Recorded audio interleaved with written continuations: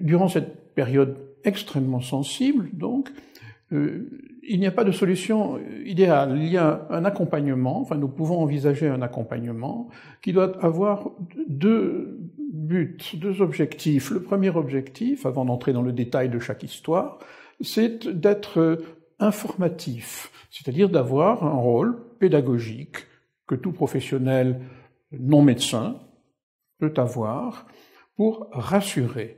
Il faut rassurer, c'est la première action, donc rassurer sur le fait, par exemple, que le moins grand désir de l'épouse est tout à fait prévisible, que c'est normal, que la plus grande difficulté pour le compagnon de se sentir à nouveau très attiré par une femme qui change évidemment de silhouette, que tout ça est normal, et il faut, vous le devinez peut-être par voie de conséquence, dédramatiser, déculpabiliser. C'est-à-dire, au fond, éviter que cette femme qui se sent différente physiquement, qui se sent même différente psychologiquement, ne se sente pas coupable.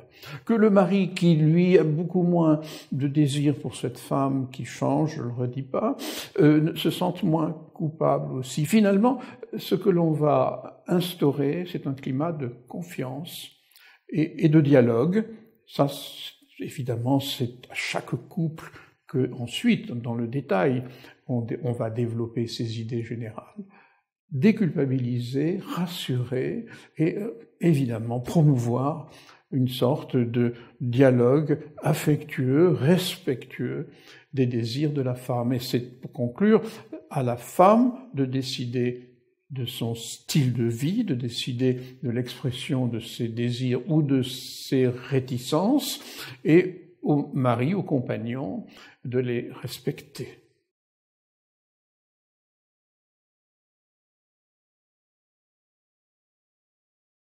Les difficultés que l'on va rencontrer professionnellement sont des difficultés d'au moins deux ordres. Celui qui est toujours retenu, c'est la question de savoir comment la sexualité du couple va traverser cette période transitoire, provisoire, qui a un début plus ou moins accepté, plus ou moins connu, reconnu, et surtout une fin.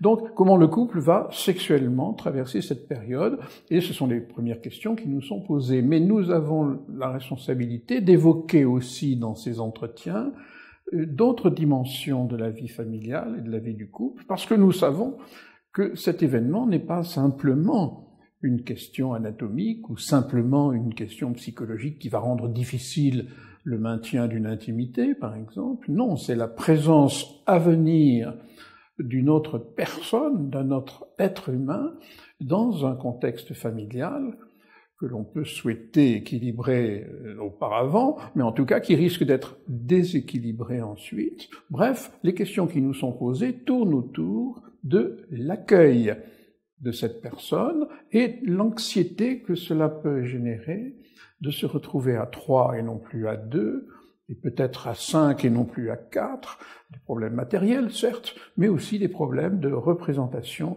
de l'idéal familial.